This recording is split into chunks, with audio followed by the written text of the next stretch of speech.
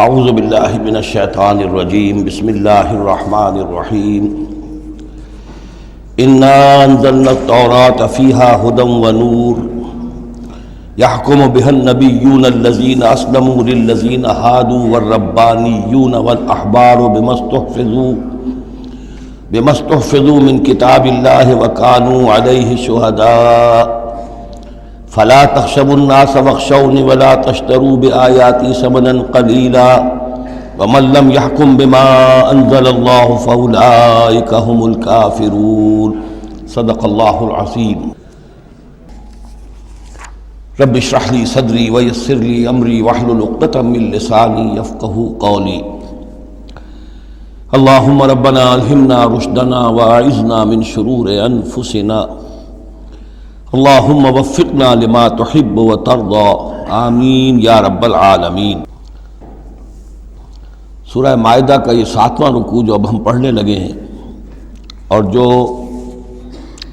حسن اتفاق سے 7 ہی آیات پر مشتمل ہے، یہ بھی قرآن حکیم کے بہت اہم مقامات میں سے ہے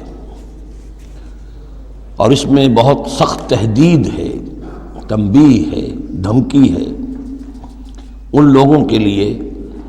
کہ جو کسی آسمانی شریعت پر ایمان کے دعوے دار ہوں اور پھر اس کے بجائے کسی اور قانون کے اوپر اپنی زندگی گزار رہے ہوں۔ قرآن حکیم میں عام طور پر، جیسا کہ میں مختلف مواقع پر نوٹ بھی کراتا رہا ہوں، طویل صورتوں میں کہیں تو 3 آیتوں کے چھوٹے گروپ آپ کو ملیں گے جو بہت جامع ہیں، جیسے سورہ آل عمران کی آیات 102، 103، 104 نہایت جامع۔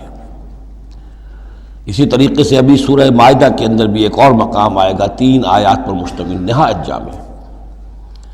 کہیں کہیں 7 آیتوں پر مشتمل مقامات ہوتے ہیں جو بہت جامع ہیں، جیسے 7 آیتیں سورہ بقرہ کے 5ویں رکوع کی کہ بنی اسرائیل سے خطاب میں جو ابتدائی انداز تھا دعوت کا، اس کے ضمن میں وہ بمنزلہ فاتحہ ہے۔ اسی طرح یہ مسلمان امتوں کے ضمن میں قانون شریعت کی تنفیذ اور اس کی جو اہمیت ہے، اور اگر اس پر عمل نہ کیا جائے تو اس کا اللہ تعالیٰ کی نگاہ میں کیا مقام ہے، اس مسئلے پر یہ اہم ترین مقام ہے۔ یہ اس کا یوں سمجھیے کہ ذروۂ سنام ہے۔ انا انزلنا التوراۃ، ہم نے ہی نازل فرمائی تھی تورات، فیہا ھدی ونور، اس میں ہدایت بھی تھی، نور بھی تھا۔ یحکم بہا النبیون، اس کی بدولت یا اس کے ذریعے سے فیصلہ کرتے تھے انبیاء کرام، الذین اسلموا، ظاہر بات ہے وہ تمام جو انبیاء کرام تھے وہ خود بھی اللہ کے فرما بردار تھے، للذین ھادوا، ان لوگوں کے درمیان کہ جو یہودی ہوئے، یعنی یہودیوں کے لیے یہ شریعت تھی تورات، اور انبیاء کرام جیسا کہ میں نے حدیث آپ کو سنائی ہے، کانت بنی اسرائیل تسوسہم الانبیاء، کہ بنی اسرائیل کی سیاست اور حکومت کا معاملہ جو ہے، انتظام و انصرام انبیاء کے ہاتھ میں ہوتا تھا، تو ظاہر بات ہے وہی فیصلے کرتے تھے۔ یحکم بہا النبیون الذین اسلموا، فیصلے کرتے تھے ان کے ذریعے سے وہ انبیاء کے جو خود اللہ کے فرما بردار تھے یہودیوں کے معاملات میں، اور فیصلے کرتے تھے والربانیون، اور جو ان میں درویش ہوتے تھے، اللہ والے ہوتے تھے، علماء ہوتے تھے، علماء حق، والاحبار، اور علماء، ربانیون کہنا چاہیے زیادہ، اللہ والے، یعنی جو صوفیہ ہمارے ہاں مثلا اولیاء اللہ، اور احبار علماء کے لیے ہے، بما استحفظوا من کتاب اللہ، بسبب اس کے کہ ان کو نگران بنایا گیا تھا، ان سے حفاظت طلب کی گئی تھی اللہ کی کتاب کی، یعنی اللہ کی کتاب کی حفاظت کا ذمہ دار بنایا گیا تھا علماء کو کہ تمہیں اس کی حفاظت کرنی ہے۔ وَكَانُوا عَلَيْهِ شُهَدَاءَ، اور وہ اس پر گواہ تھے۔ فَلَا تَخْشَوُا النَّاسَ وَاخْشَوْنِي، تو ان سے کہہ دیا گیا تھا کہ تم اللہ سے مت ڈرو، مجھ سے ڈرو، تم لوگوں سے مت ڈرو، مجھ سے ڈرو۔ وَلَا تَشْتَرُوا بِآيَاتِي ثَمَنًا قَلِيلًا، اور میری آیات کو حقیر سی قیمتوں پر فروخت نہ کرو، یعنی تورات ہے، اس کا قانون ہے، اس کے مطابق فیصلے کرو، لوگوں کو پسند ہو یا ناپسند ہو، اس سے بالکل تمہارا کوئی سروکار نہیں ہونا چاہیے، تمہیں تو دیکھنا چاہیے کہ حق کیا ہے۔ اب آ رہی ہے وہ کانٹے والی بات، وَمَن لَّمْ يَحْكُم بِمَا أَنزَلَ اللَّهُ فَأُولَٰئِكَ هُمُ الْكَافِرُونَ، اور جو اللہ کی اتاری ہوئی شریعت اور قواعد و ضوابط کے مطابق فیصلے نہیں کرتے وہی تو کافر ہیں۔ بتوں سے تجھ کو امید ہے، خدا سے نو امیدی، مجھے بتا تو صحیح اور کافری کیا ہے۔ وَكَتَبْنَا عَلَيْهِمْ، اور ہم نے لکھ دیا تھا ان کے ذمے، واجب کر دیا تھا ان پر، فیہا، اس کتاب میں، تورات میں، ان نفس بالنفس، کہ جان کے بدلے جان ہوگی، والعین بالعین، آنکھ کے بدلے آنکھ، والانف بالانف، ناک کے بدلے ناک، والاذن بالاذن، کان کے بدلے کان، والسن بالسن، دانت کے بدلے دانت، والجروح قصاص، اسی طریقے سے زخموں کا بدلہ بھی ہوگا برابر کا۔ فمن تصدق به فهو کفارۃ اللہ، پھر جو کوئی اس کو معاف فرما دے تو یہ اس کے گناہوں کا کفارہ بن جائے گا۔ یعنی کوئی شخص قصاص نہیں لیتا، کسی نے اس کا کان کاٹ دیا، اب وہ جواباً کان کاٹنے کا حقدار ہے، لیکن اگر وہ معاف کر دیتا ہے تو اپنے بہت سے گناہوں کا کفارہ بنا لے گا۔ یا یہ کہ وہ شخص جس نے جرم کیا تھا جب اسے معاف کر دیا گیا تو پھر اس کے ذمے سے گناہ جو ہے وہ دھل گیا۔ وَمَن لَّمْ يَحْكُم بِمَا أَنزَلَ اللَّهُ فَأُولَٰئِكَ هُمُ الظَّالِمُونَ، اب دوسری مرتبہ دہرا کر بات آئی، اور جو فیصلہ نہیں کرتے اللہ کی اتاری ہوئی شریعت کے مطابق تو وہی تو ظالم ہے۔ اور ظالم یہاں بمعنی مشرک، ان الشرک لظلم عظیم، ایک قانون اللہ کا ہے، ایک قانون انسانوں کا ہے، ایک رواج کا ہے، ایک رومن لا ہے، ایک فلاں ہے، ایک پاکستانی قانون ہے۔ اب آپ فیصلے کس کے تحت کر رہے ہیں؟ اللہ کے قانون کے تحت یا کسی اور کے تحت؟ گویا کہ اب آپ نے اللہ کے قانون کے ساتھ ساتھ کسی اور کے قانون کو مان لیا، یہی شرک ہے۔ وَقَفَّيْنَا عَلَىٰ آثَارِهِمْ بِعِیسیٰ ابْنِ مریم، پھر ان کے نقش قدم پر ہم نے بھیجا عیسیٰ ابن مریم کو، مصدقا لما بین یدیہ من التوراۃ، وہ آئے تصدیق کرتے ہوئے اس کی جو ان کے سامنے موجود تھا تورات میں سے، وَآتَيْنَاهُ الْإِنْجِيلَ، اور ہم نے انہیں انجیل عطا کی ہے، فیہ ھدی ونور، اس میں بھی ہدایت بھی تھی، نور بھی تھا، ومصدقا لما بین یدیہ من التوراۃ، اور وہ تصدیق کر رہی تھی انجیل بھی اس کی جو تورات میں سے اس کے سامنے موجود تھا، وہدی وموعظۃ للمتقین، اور وہ ہدایت تھی، رہنمائی تھی، اور موعظہ تھی، نصیحت تھی تقوی والوں کے لیے۔ وَلْيَحْكُمْ أَهْلُ الْإِنْجِيلِ بِمَا أَنزَلَ اللَّهُ فِيهِ، اور چاہیے کہ انجیل کے ماننے والے فیصلہ کریں اسی کے مطابق جو انجیل میں ہے۔ وَمَن لَّمْ يَحْكُمْ بِمَا أَنزَلَ اللَّهُ فَأُولَٰئِكَ هُمُ الْفَاسِقُونَ، اور جو لوگ نہیں فیصلے کرتے اللہ کے اتارے ہوئے احکام اور قوانین اور شرائع کے مطابق تو وہی تو فاسق ہیں، وہی تو سرکش ہیں، وہی تو ناہنجار ہیں۔ اب یہ ایک رکوع میں 3 مرتبہ دہرا کر یہ الفاظ آئے، وَمَن لَّمْ يَحْكُم بِمَا أَنزَلَ اللَّهُ فَأُولَٰئِكَ هُمُ الْكَافِرُونَ وَمَن لَّمْ يَحْكُم بِمَا أَنزَلَ اللَّهُ فَأُولَٰئِكَ هُمُ الظَّالِمُونَ وَمَن لَّمْ يَحْكُم بِمَا أَنزَلَ اللَّهُ فَأُولَٰئِكَ هُمُ الْفَاسِقُونَ۔ اب اس کو سامنے رکھیے، اور دنیا میں جو مسلمان ممالک ہیں، کتنے مسلمان ہیں جن میں کہ اسلام کا پورا نظام قائم ہو؟ کتنے ملک ہیں؟ کہاں ہے کہ جہاں اسلام کی شریعت اور قرآن کی شریعت نافذ ہو؟ تو گویا کہ ہم اگرچہ انفرادی اعتبار سے مسلمان ہیں لیکن نظام جو ہے ہمارا وہ کافرانہ ہے۔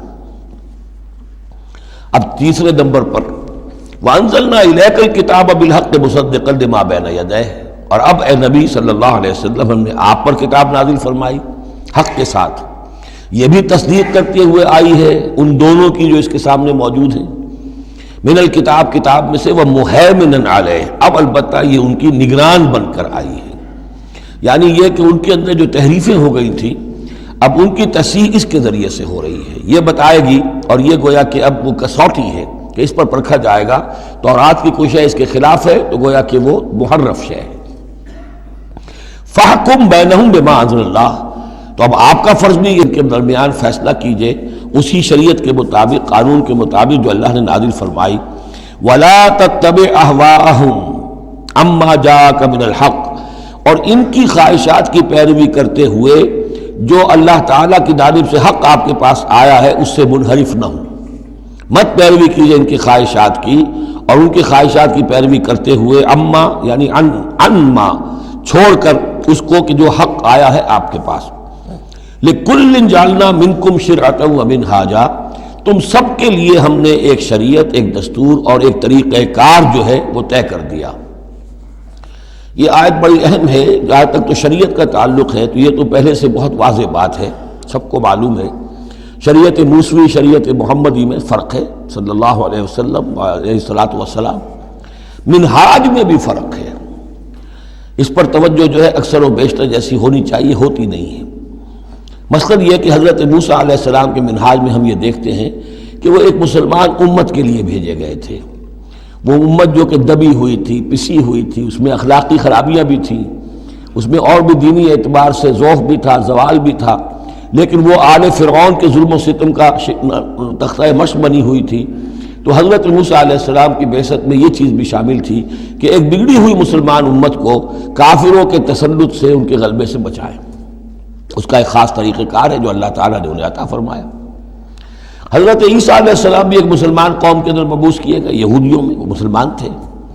اور ان میں یہ ہے کہ علماء کے اندر بہت سا فتور پیدا ہو چکا تھا، بڑا فساد آ چکا تھا، اخلاقی، روحانی، ان کے معاشرے کے اندر گراوٹ تھی۔ دین کے صرف ظاہری احکام اور دین کے صرف قانونی اور ظاہری پہلو کے اوپر توجہ رہ گئی تھی، مقاصد دین، روح دین جو ہے وہ نگاہوں سے اوجھل ہو گئی تھی۔ تو اس اعتبار سے حضرت مسیح علیہ السلام کے لیے اللہ تعالیٰ نے ایک خاص منہاج جو ہے، خاص طریقہ کار انہیں عطا فرمایا۔ محمد الرسول اللہ صلی اللہ علیہ وسلم کو بھیجا گیا جو بالکل مشرک تھے، ان پڑھ تھے، کسی نبی کے نام سے بھی ناواقف تھے سوائے حضرت ابراہیم کے، اور وہ بھی نبی کی حیثیت سے نہیں، اپنی جد امجد کے طور پر، کوئی شریعت نہیں، کوئی کتاب نہیں، ضلوا ضلالا بعیدا، ان میں بھیجا گیا، اور ان میں سے آپ نے اپنی دعوت اور تبلیغ کے ذریعے سے ایک عظیم جماعت برپا کی صحابہ کرام کی، اس کو حزب اللہ بنایا، ایک پارٹی بنایا، اور پارٹی بنا کر پھر انہوں نے کفر اور شرک کے خلاف، اور ائمۃ الکفر جو ہیں، کفر کے جو رہنما تھے اور جو سربراہ تھے، ان کے خلاف جہاد کیا، قتال کیا، اور بالآخر اللہ کے دین کو قائم کیا۔ یہ منہاج ہے محمد الرسول اللہ صلی اللہ علیہ وسلم کا۔ تو لِكُلٍّ جَعَلْنَا مِنْكُمْ شِرْعَةً وَمِنْهَاجًا، ہم نے سب کے لیے ایک شریعت اور ایک طریقہ کار، ایک منہاج، ایک منہج عمل جو ہے وہ معین کیا۔ وَلَوْ شَاءَ اللَّهُ لَجَعَلَكُمْ أُمَّةً وَاحِدَةً، اللہ چاہتا تو تم سب کو ایک ہی امت بنا دیتا، وَلَكِنْ لِيَبْلُوَكُمْ فِي مَا آتَاكُمْ، لیکن اللہ کی حکمت اس کی متقاضی ہوئی کہ جس کو جو کچھ دیا گیا ہے، اب اس کے حوالے سے اس کو آزمائے۔ اب ہمارے لیے اصل اسوہ حضرت موسیٰ نہیں ہے، اصل اسوہ حضرت عیسیٰ نہیں ہے۔ لَقَدْ كَانَ لَكُمْ فِي رَسُولِ اللَّهِ أُسْوَةٌ حَسَنَةٌ، تمہارے لیے اے مسلمانوں اسوہ ہے اللہ کے رسول محمد صلی اللہ علیہ وسلم کی ذات مبارکہ میں۔ حضرت عیسیٰ نے شادی نہیں کی، ہمارے لیے اسوہ نہیں ہے۔ حضور نے تو فرمایا النکاح من سنتی، ساتھ ہی فرمایا من رغب عن سنتی فلیس منی۔ تو معاملہ یہ ہے کہ وہ اللہ کے نبی تھے، ان کے لیے جو بھی طریقہ اللہ نے سمجھا، مناسب سمجھا، وہ ان کو عطا کیا، لیکن ہمارے لیے جو ہے وہ منہاج نبوی ہے، وہ منہج انقلاب نبوی ہے، جس کا کہ گہرا شعور ہم پیدا کریں، اور اسی کو پھر لے کر چل کر، اور اسی طور سے جس طور سے کہ حضور نے اللہ کے دین کو برپا کیا، قائم کیا، غالب کیا، پہلے نظام برپا کیا، پھر قانون نافذ کیا، تو اسی طریقے سے ہم اس کی کوشش کریں۔ فاستبقوا الخیرات، تو تم نیکیوں میں ایک دوسرے سے آگے نکلنے کی کوشش کرو۔ الی اللہ مرجعکم جمیعا، تم سب کا لوٹنا ہے اللہ ہی کی طرف۔ فینبئکم بما کنتم فیہ تختلفون، تو وہ تمہیں جتلا دے گا ان چیزوں کے بارے میں جن میں تم اختلاف کرتے رہے تھے۔ وانحکم بینہم، پھر دوبارہ حضور سے تاکید کے ساتھ دوبارہ کہا، اور فیصلہ کیجئے ان کے مابین، بما انزل اللہ، اس شریعت کے مطابق جو اللہ نے اتاری ہے۔ ولا تتبع اہواہم، اور ان کی خواہشات کی پیروی نہ کیجیے۔ آج ہم کن کی خواہشات کی پیروی کر رہے ہیں؟ جو بھی ہمارے سیاسی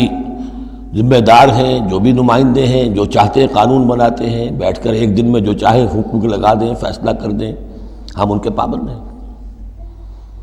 ہم تو ان کی پیروی کر رہے ہیں، اللہ کے حکم کی پیروی تو نہیں کر رہے۔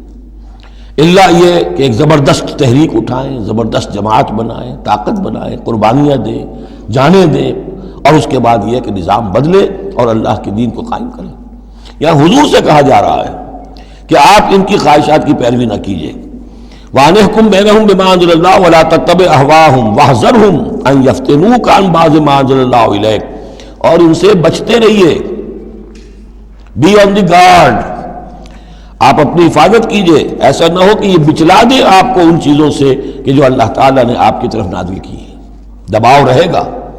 ہر طرف کا پریشر آئے گا، لیکن آپ کو کھڑے رہنا ہے اس شریعت پر کہ جو اللہ تعالیٰ نے آپ پر نازل فرمائی ہے۔ فَإِن تَوَلَّوْا، پھر اگر وہ روگردانی کرے، فَعْلَمْ، تو جان لیجئے، انما یرید اللہ ان یصیبہم ببعض ذنوبہم، کہ اللہ تعالیٰ انہیں ان کے بعض گناہوں کی سزا دینا چاہتا ہے۔ یہ ہے کانپنے والا مقام۔ اگر ہم اپنے اس ملک کے اندر اسلام کو قائم نہیں کرتے اور ہماری ساری کوشش کے باوجود وہ نہیں ہو رہا، تو اس کے کیا معنی ہے؟ اللہ کے عذاب کا کوئی کوڑا مقدر ہو چکا ہے۔ وَإِن تَوَلَّوْا فَاعْلَمْ أَنَّمَا يُرِيدُ اللَّهُ أَن يُصِيبَهُم بِبَعْضِ ذُنُوبِهِمْ، اگر وہ پیٹھ موڑ لیں، انکار کریں، تو جان لو کہ اللہ تعالیٰ در حقیقت ان کے گناہوں کی پاداش میں کوئی پکڑ اور کوئی ان بطش ربک لشدید کے مصداق کوئی سزا انہیں دینا چاہتا ہے۔ وَإِنَّ كَثِيرًا مِّنَ النَّاسِ لَفَاسِقُونَ، اور اس میں تو کوئی شک ہی نہیں ہے کہ لوگوں میں اکثر جو ہیں، بہت سے لوگ وہ فاسق ہیں، نافرمان ہیں۔ أَفَحُكْمَ الْجَاهِلِيَّةِ يَبْغُونَ، تو کیا یہ جاہلیت کے فیصلے چاہتے ہیں؟ جاہلیت کہتے ہیں اس دور کو جو حضور کی بعثت سے قبل کا دور ہے۔ تو کیا اب بھی یہ دستور، ہمارا دستور، ہماری روایات، ہماری ریت، اس کے فیصلوں پر چلنا چاہتے ہیں؟ جیسے کہ مسلمان زمیندار کھڑا ہو کر انگریز کی عدالت میں کہا کرتا تھا کہ ہمیں اپنی وراثت کے مقدمات کے فیصلوں میں شریعت کا فیصلہ نہیں چاہیے، ہمیں رواج کا چاہیے، مسلمان کہتے تھے۔ افحکم الجاہلیت یبغون،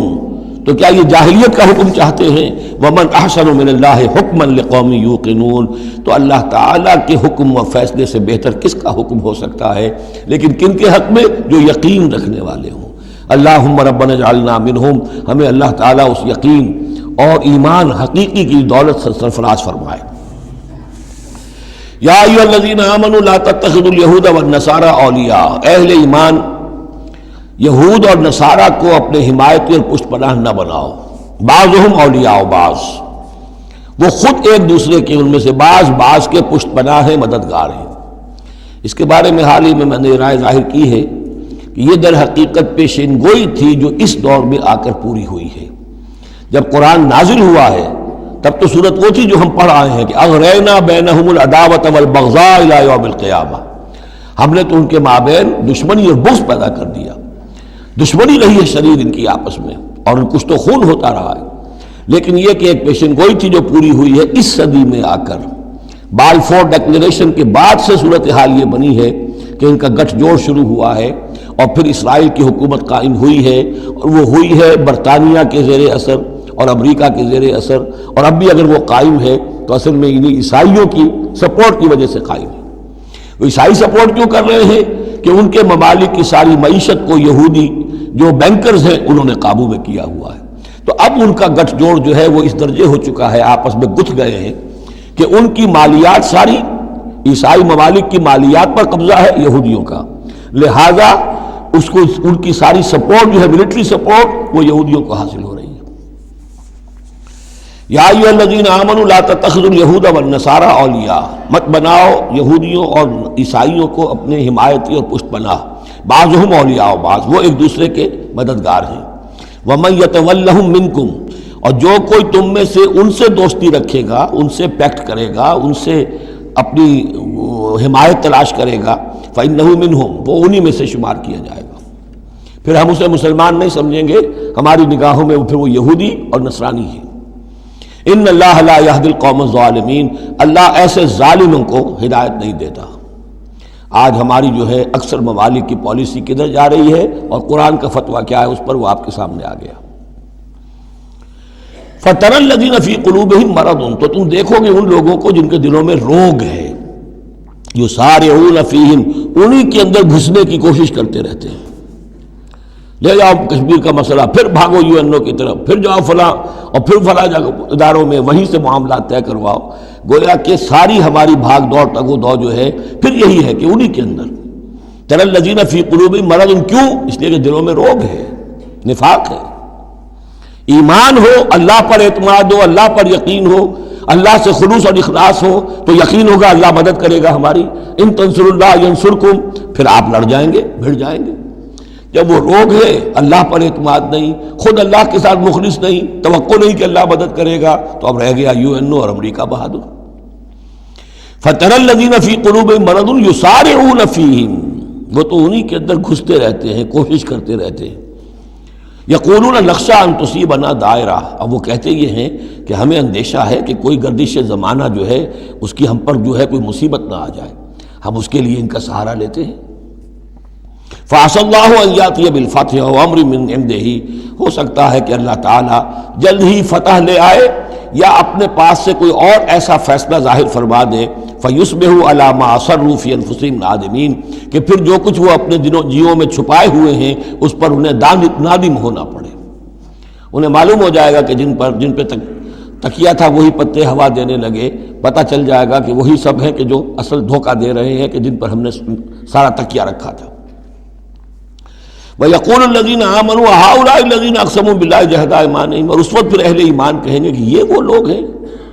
کہ جو قسمیں کھا کھا کر کہا کرتے تھے اِنَّهُمْ لَمَعَكُمْ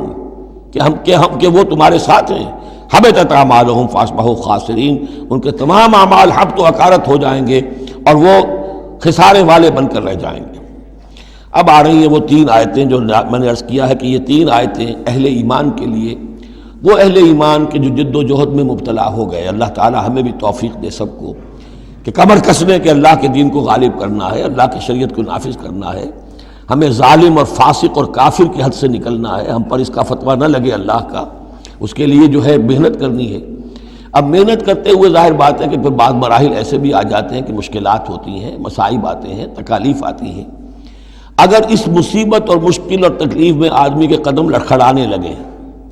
اور وہ کچھ پسپائی اختیار کرنا شروع کرے، تو یہ جو ایک نفسیاتی کیفیت ہے، جو لوگ اس میں مبتلا ہو گئے ہوں، یہ ان سے تین آیتیں ہیں خطاب کرنے والی اہم ترین۔ یا ایھا الذین آمنوا من یرتد منکم عن دینہ، اے ایمان والو جو کوئی بھی لوٹ گیا تم میں سے اپنے دین سے، فسوف یاتی اللہ بقوم، تو ان قریب اللہ تعالیٰ تمہیں ہٹا کر ایک ایسی قوم کو لے آئے گا، یحبہم، جنہیں اللہ محبوب رکھے گا، ویحبونہ، اور جو اسے محبوب رکھیں گے، اذلۃ علی المؤمنین، وہ اہل ایمان کے حق میں بہت نرم ہوں گے، اعزۃ علی الکافرین، کافروں پر بہت بھاری ہوں گے، جو جاہدون فی سبیل اللہ، اللہ کی راہ میں جہاد کریں گے، ولا یخافون لومۃ لائم، اور کسی ملامت کرنے والے کی ملامت کا کوئی خوف نہیں کریں گے۔ اب یہاں چونکہ لفظ یرتدہ آ گیا ہے تو ایک کوئی ارتداد ہے قانونی ظاہری، ایک شخص اسلام کو چھوڑے کافر ہو جائے، یہودی ہو جائے، نصرانی ہو جائے، ہندو ہو جائے، یہ تو قانونی مرتد ہے۔ ایک ارتداد ہے الٹے پاؤں پھرنا شروع کر دینا، پسپائی اختیار کرنا۔ اوپر تو اسلام کا لبادہ ہے لیکن پہلے جد و جہد میں لگے ہوئے تھے، محنتیں کر رہے تھے، وقت لگا رہے تھے، ایثار کر رہے تھے، انفاق کر رہے تھے، بھاگ دوڑ کر رہے تھے، اب کوئی آزمائش آئی ہے ٹھٹک کر کھڑے رہ گئے ہیں، کلما ادا لہم مشوا فیہ واذا اظلم علیہم قاموا، اور نہ صرف کھڑے رہ گئے ہیں بلکہ اب کچھ پیچھے ہٹ رہے ہیں۔ یہ جو ایک کیفیت ہے تو فرمایا کہ تم یہ نہ سمجھو اللہ تمہارا محتاج نہیں ہے، تم اللہ کے محتاج ہو، تمہیں اپنی نجات کے لیے اپنے اس فرض کو ادا کرنا ہے۔ اگر تم نے پسپائی اختیار کی تو اللہ تمہیں ہٹائے گا اور کسی اور قوم کو لے آئے گا، کسی اور کے ہاتھ میں اپنے دین کا جھنڈا تھما دے گا۔ یا ایھا الذین آمنوا من یرتد منکم عن دینہ فسوف یاتی اللہ بقوم، اللہ لے آئے گا کسی اور قوم کو، یحبہم، اب یہ جو تین جوڑے آئے ہیں، اللہ ان سے محبت کرے گا، وہ اللہ سے محبت کریں گے۔ اللہم ربنا اجعلنا منہم، اہل ایمان کے حق میں بہت نرم ہوں گے، ہو حلقہ یاراں تو بریشم کی طرح نرم، اور رزم حق و باطل ہو تو فولاد ہے مومن، اعزۃ علی الکافرین، کافروں پر بہت سخت ہوں گے۔ یہی بات آئی ہے پھر سورہ فتح کے اندر بھی، اشداء علی الکفار رحماء بینہم، آپس میں بہت رحیم اور شفیق، کفار پر بہت سخت۔ تیسرا جوڑا یجاہدون فی سبیل اللہ، اللہ کی راہ میں جہاد کریں گے، ولا یخافون لومۃ لائم، ان کے رشتہ دار، ان کے دوست کہیں گے کیا ہو گیا، دماغ خراب ہو گیا تمہارا، تم فینیٹک ہو گئے ہو، تمہیں اولاد کا خیال نہیں، تمہیں اپنی مستقبل کی فکر نہیں، ان کی پرواہ نہیں کریں گے۔ پھیرا نہیں واپس کوئی فرمان جنوں کا، اور تنہا نہیں لوٹی کبھی آواز جرس کی، خیریت جاں راحت تن صحت داماں، سب بھول گئی مصلحتیں اہل ہوس کی۔ اس راہ میں جو سب پہ گزرتی ہے سو گزری، تنہا پس زندہ کبھی رسوا سر بازار، کڑکے ہیں بہت شیخ سرے گوشہ منبر، اور برسے ہیں اور گرجے ہیں بہت اہل حکم بر سر دربار۔ چھوڑا نہیں غیروں نے کوئی ناوی کے دشنام، چھوٹی نہیں اپنوں سے کوئی طرز ملامت۔ اپنوں سے کوئی طرز ملامت، چھوڑا نہیں غیروں نے کوئی ناوی کے دشنام، چھوٹی نہیں اپنوں سے کوئی طرز ملامت، اس عشق نہ اس عشق پہ نادم ہے مگر دل، ہر داغ ہے اس دل میں بجز داغ ندامت۔ ذالک فضل اللہ یؤتیہ من یشاء، یہ کردار ہے، یہ جوڑے جو ہیں تین دو دو لفظوں کے جوڑے، دو دو ترکیبیں ہیں، ان کو اچھی طرح ذہن نشین کریں اور دعا مانگیں اللہ سے، اللہ ہمیں اس کردار کو عملاً اختیار کرنے کی توفیق دے۔ ذالک فضل اللہ یؤتیہ من یشاء، یہ اللہ کا فضل ہے، وہ دیتا ہے جس کو چاہتا ہے، واللہ واسع علیم، اللہ بہت وسعت رکھنے والا ہے، یعنی اللہ کے فضل کے خزانوں میں کمی نہیں ہے۔ اگر تم اپنے بھائیوں کو، دوستوں کو، عزیزوں کو، ساتھیوں کو، رفیقوں کو دیکھتے ہو کہ اللہ کا بڑا فضل ان پر ہوا ہے، کیسے کیسے انہوں نے مرحلے سر کر لیے، کیسی کیسی بازیاں جیت لی ہیں، تو اللہ سے فضل تلاش کرو، اللہ تمہیں بھی ہمت دے گا، اس لیے کہ اس دین کے کام میں اس قسم کا رشک جو ہے وہ پسندیدہ ہے۔ حضرت عمر کو تھا نا خیال، کیونکہ ایک خاص وقت میں اس وقت ان کے پاس دولت کافی تھی، جب غزوہ تبوک کے لیے حضور نے کہا ہے کہ انفاق کرو، انہوں نے سوچا کہ آج میں ابو بکر سے بازی لے جاؤں گا، اس لیے کہ آج کل کاروباری لوگوں کے پاس کبھی وہ ہوتی ہے کیش جو ہے، نقد سامان کچھ ہوتا ہے، کبھی نہیں ہوتا، سارا معاملہ کریڈٹ پہ گیا ہوا ہے، لیکن یہ کہ اس وقت ان کے پاس تھا تو انہوں نے کہا کہ آج تو میں بازی لے جاؤں گا، لیکن حضرت ابو بکر جو کچھ تھا وہ سب لے آئے، اور حضرت عمر آدھا لے کر آئے تھے، تو حضرت عمر نے کہا میں نے جان لیا ابو بکر سے آگے کوئی نہیں بڑھ سکتا۔ تو اس معاملے میں فاستبقوا الخیرات، نیکیوں میں، خیر میں، بھلائی میں ایک دوسرے سے آگے نکلو۔ انما ولیکم اللہ ورسولہ، تمہارا ولی تو اصل میں اللہ ہے، اس کا رسول ہے، تمہارا دوست، پشت پناہ، حمایتی، رازدار جو ہونے چاہیے اللہ نمبر ایک، رسول نمبر دو، والذین آمنوا، اور اہل ایمان۔ کفار سے، یہود سے، نصارہ سے، ہندوؤں سے، کسی اور سے دلی دوستی یہ ایمان کے منافی ہے۔ اگر دین کی غیرت ہوگی، اللہ اور اس کے رسول کی حمیت دل میں ہوگی تو دلی دوستی نہیں ہو سکتی۔ انما ولیکم اللہ ورسولہ والذین آمنوا، الذین، اور یہ اہل ایمان کون سے اہل ایمان؟ میرے اور آپ جیسے اہل ایمان نہیں، وہ اہل ایمان الذین یقیمون الصلاۃ ویؤتون الزکاۃ وہم راکعون، جو نماز قائم رکھتے ہیں، زکوٰۃ دیتے ہیں جھک کر۔ یہاں راکعون کا مطلب یہ ہے کہ رکوع کرتے ہیں، وہ صحیح نہیں ہے، یہ زکوٰۃ دینا اس لیے کہ ہم پڑھ چکے ہیں سورہ بقرہ میں کہ سب سے بڑھ کر انفاق فی سبیل اللہ کا مستحق کون ہے؟ للفقراء الذین احصروا فی سبیل اللہ، وہ لوگ جو اللہ کے دین میں ہمہ وقت ہمہ لگ گئے ہیں، ان کے پاس اپنی معاش کے لیے وقت نہیں ہے، وہ ہے سب سے بڑھ کر مستحق۔ ظاہر بات ہے وہ فقیر اس معنی میں تو نہیں ہے کہ جھک کر آپ سے مانگیں گے، انہیں تو آپ کو جھک کر دینا ہوگا، آپ انہیں دیں اور وہ قبول کر لیں تو آپ ان کا احسان مانیے۔ وَيُؤْتُونَ الزَّكَاةَ وَهُمْ رَاكِعُونَ وَمَنْ يَتَوَلَّ اللَّهَ وَرَسُولَهُ، اور جو کوئی بھی اللہ اور اس کے رسول کے ساتھ دوستی قائم کر لے گا، والذین آمنوا، اور اپنا حقیقی دلی رشتہ انہی کے ساتھ قائم کرے گا جو اہل ایمان ہیں، فإن حزب اللہ هم الغالبون، یہاں یوں سمجھیے کہ محذوف یہ ہے کہ پھر یہ حزب اللہ بن جائیں گے، اور سن لو کہ حزب اللہ ہی غالب رہنے والے ہیں۔ یہ شرائط پہلے پوری کی جائیں، یہ تمام معیارات جو ہیں ان پر پورا اترا جائے، پھر یقیناً اللہ تعالیٰ کا یہ وعدہ ہے فإن حزب اللہ هم الغالبون، یقیناً پھر حزب اللہ جو ہے وہی غالب رہے گی۔